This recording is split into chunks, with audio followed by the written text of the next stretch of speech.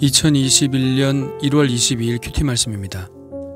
요한복음 7장 25절로 36절입니다. 예루살렘 사람 중에서 어떤 사람이 말하되 이는 그들이 죽이고자 하는 그 사람이 아니냐. 보라, 드러나게 말하되 그들이 아무 말도 아니하는도다. 당국자들은 이 사람을 참으로 그리스도인 줄 알았는가? 그러나 우리는 이 사람이 어디서 왔는지 아노라. 그리스도께서 오실 때에는 어디서 오시는지 아는 자가 없으리라 하는지라.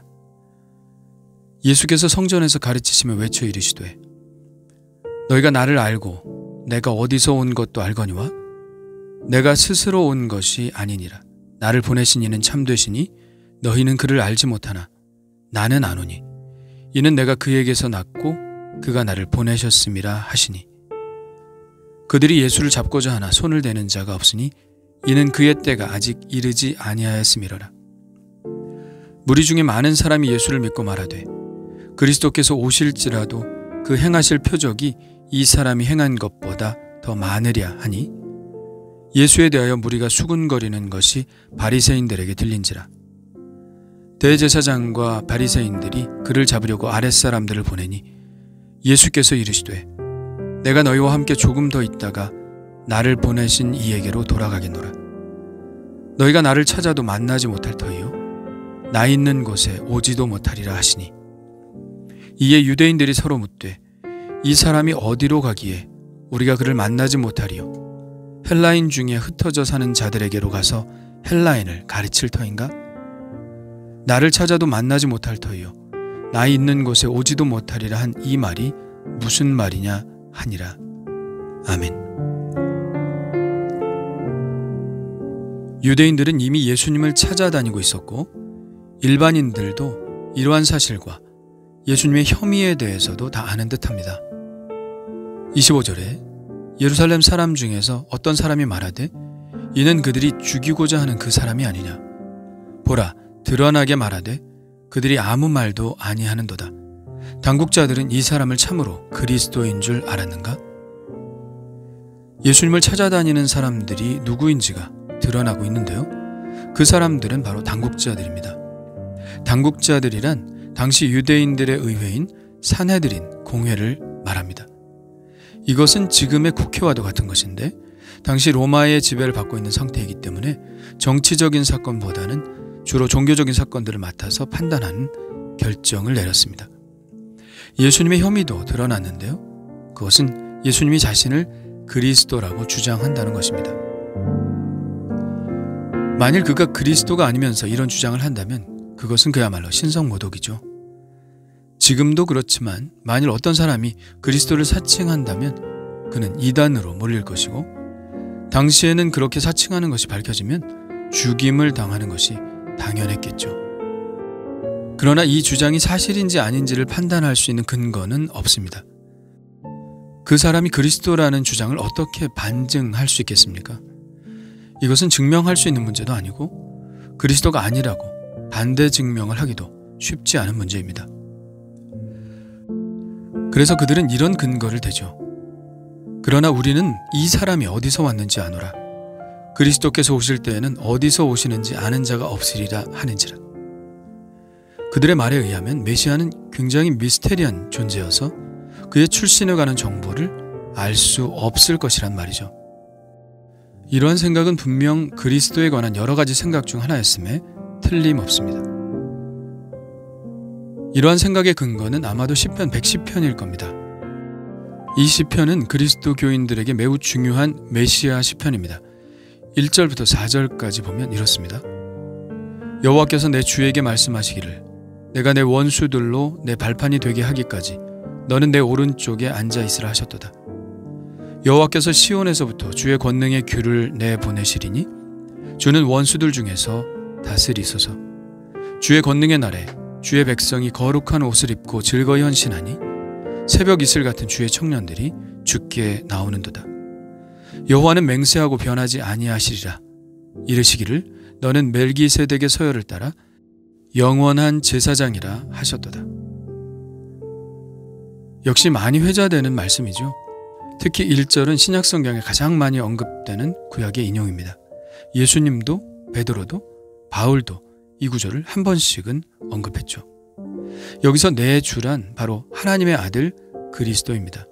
하나님께서 그리스도에게 말씀하셨습니다. 4절입니다. 너는 멜기세덱의 서열을 따라 영원한 제사장이라.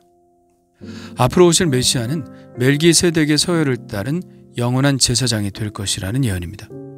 멜기세덱이 어떤 인물입니까? 전쟁을 하고 돌아온 아브라함에게 11조를 받고 그를 축복한 살렘의 왕이며 제사장입니다. 이 멜기세덱에 관하여서는 그 전 정보도 없고 그 후 정보도 없습니다. 어디서 갑자기 불쑥 나타나 아브라함을 만난 하나님의 제사장이죠. 그래서 유대인들은 메시아가 오시면 이렇게 갑자기 불쑥 나타날 것이라는 기대가 있었던 것이죠. 그러나 이건 많은 믿음 중 하나에 불과합니다. 다른 생각을 가지고 있는 사람들도 있었거든요. 42절을 한번 볼까요? 성경에 이르기를 그리스도는 다윗의 씨로 또 다윗이 살던 마을 베들레헴에서 나오리라 하지 아니하였느냐. 그렇습니다. 이런 기대도 있었죠. 이것은 미가서의 예언을 근거로 한 기대인데요. 베들레헴 에브라다야, 너는 유다 족속 중에 작을지라도 이스라엘을 다스릴 자가 내게서 내게로 나올 것이라. 그의 근본은 상고에 영원에 있느니라. 유대인들의 메시아에 대한 기대는 매우 컸습니다. 그러나 메시아에 대해 정확히 알고 있는 사람은 많지 않았죠. 각자 다른 해석, 다른 기대들을 가지고 있었습니다. 그들의 편협한 지식은 결국 비극을 만들어냈습니다.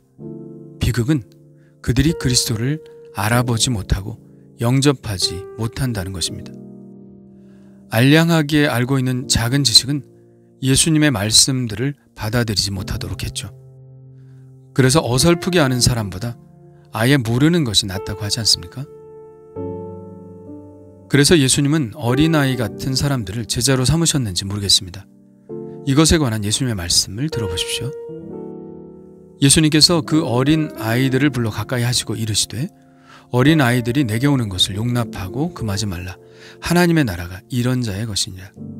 내가 진실로 너희에게 이르노니 누구든지 하나님의 나라를 어린 아이와 같이 받아들이지 않는 자는 결단코 거기 들어가지 못하리라 하시니라. 어린 아이들의 특징은 어떤 선입견도 없이 받아들인다는 데에 있습니다. 어린 아이들이 가지고 있는 수용성, 이렇게 하나님의 나라를 아무런 거리낌 없이 받아들이는 사람이 하나님 나라에 합당하다는 말씀이죠. 예수님의 출신에 대한 그들의 수군거림을 아시고 예수님은 아주 큰 소리로 외치시며 자신의 존재 근거를 밝히십니다. 너희가 나를 알고 내가 어디서 온 것도 알거니와 내가 스스로 온 것이 아니니라. 나를 보내신 이는 참되시니 너희는 그를 알지 못하나 나는 아노니 이는 내가 그에게서 났고 그가 나를 보내셨음이라. 그들은 메시아가 와도 어디에서 오는지 알 수 없다고 했는데 그럴 리가 없지 않겠습니까? 메시아가 온다면 당연히 하나님으로부터 오시겠죠. 예수님은 당신이 어디에서 오신 것인지 그들에게 분명히 밝히십니다. 내가 그에게서 났고 그가 나를 보내셨습니다. 사람들은 어디서 왔는지 모르는 것이 메시아의 증거라고 이야기했지만 예수님은 반대로 그가 어디에서 왔는지를 아는 것이 메시아의 증거라고 말씀하시는 것입니다. 예수님은 보다 확실하게 자신이 그리스도이심을 증거했지만 아직 적극적으로 예수님을 잡고자 하는 사람이 없었습니다. 아직 때가 이르지 않았기 때문이죠. 예수님의 이 세 번째 예루살렘 출현으로 어쨌든 예루살렘이 술렁거렸습니다. 많은 사람들이 이렇게 말했습니다. 무리 중에 많은 사람이 예수를 믿고 말하되 그리스도께서 오실지라도 그 행하실 표적이 이 사람이 행한 것보다 더 많으랴 하니. 여전히 예수님이 그리스도냐 아니냐의 토론이 계속되는 것이죠.